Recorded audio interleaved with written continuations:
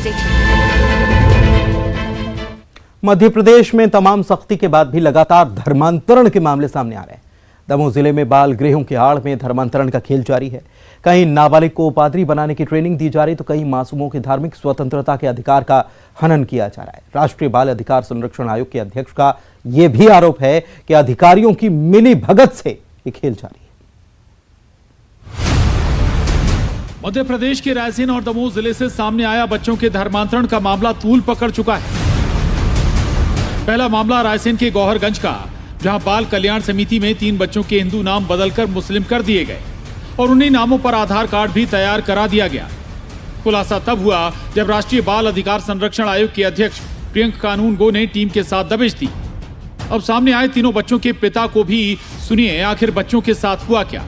उनको इस प्रकार से इंडल्ज करना गलत एक्टिविटीज में, उनके दिमाग को ग्रूम करना पादरी बनाने के लिए गलत है, ये ट्रैफिकिंग है। हमने इसलिए ट्रैफिकिंग को मानते हुए इसकी एफआईआर दर्ज कराई है। दूसरे मामले में दिव्यांग बच्चों को एक इलीगल एंटिटी में रखा गया था, वो संस्थान रजिस्टर्ड नहीं था। जो हम वहां पहुंचे तो ताला लगा के संचालक भाग गए, बच्चों को रोलिंग शटर्स के अंदर बंद कर दिया। तो कितने साल से संघर्ष कर रहे थे अपने बच्चों को पाने के लिए आप?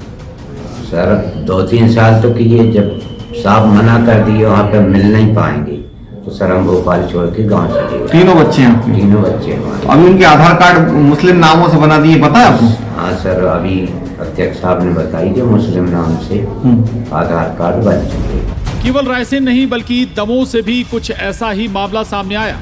प्रियंक कानूनगो की माने तो दमोह में ईसाई मिशनरी की संस्थाओं में बच्चों का धर्म परिवर्तन कराया जा रहा है। बताया कि डिंडोरी से लाए गए एक बच्चे को पादरी बनने की ट्रेनिंग दी जा रही थी। अब पिछले दिनों में वो हमारे घर आने लगे, धमकाने लगे कि हमने आपको जो पैसा दिया था, उन्होंने मदद के तौर पे हमें पानी में डुबकी लगा के जो 32वां दिया था, उसके बाद हमें पैसा दिया था उन लोगों ने, तो उस पैसे को आज 4 गुना मांग रहे हैं हमसे। तो हम दुकान करे वहाँ के उनकी बेटी ने, सजी थॉमस ने, निधि ने और नैनन थॉमस ने, उनने आके हमें धमकाया है।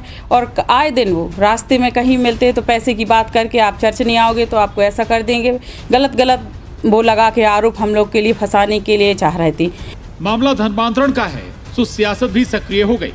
मध्य प्रदेश के मंत्री भूपेंद्र सिंह कहते हैं देश प्रदेश में लगातार धर्मांतरण की कोशिशें हो रही हैं, तो कांग्रेस का आरोप की सरकार कानून का सख्ती से पालन नहीं करवा पा रही।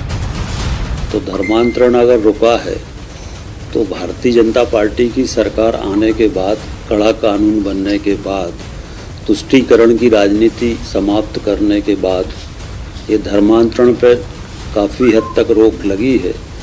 परंतु अभी भी ऐसी शक्तियां हैं जो षड्यंत्र करके भारत की संस्कृति को खंडित करने की कोशिश कर रही हैं, भारत की राष्ट्रीयता को खंडित करने की कोशिश कर रही हैं और इस तरह से भारत में एक बड़ा षड्यंत्र विदेशी ताकतों की, कुछ देसी ताकतों के सहयोग से चल रहा है। और इसके लिए हम अगर सजग और जागरूक नहीं हुए तो एक बड़ी चुनौती हम सबके सामने है। धर्मांतरण को लेकर बेहद सख्त कानून होने के बावजूद बच्चों का धर्मांतरण प्रशासन की नाक के नीचे हो जाए, चिंता का सबब तो है ही। सवाल इसलिए बड़ा हो जाता है कि बाल अधिकार संरक्षण आयोग के राष्ट्रीय अध्यक्ष तक अवैध धर्मांतरण की खबर पहुंच गई, जबकि प्रदेश बाल अधिकार संरक्षण आयोग बेखबर था।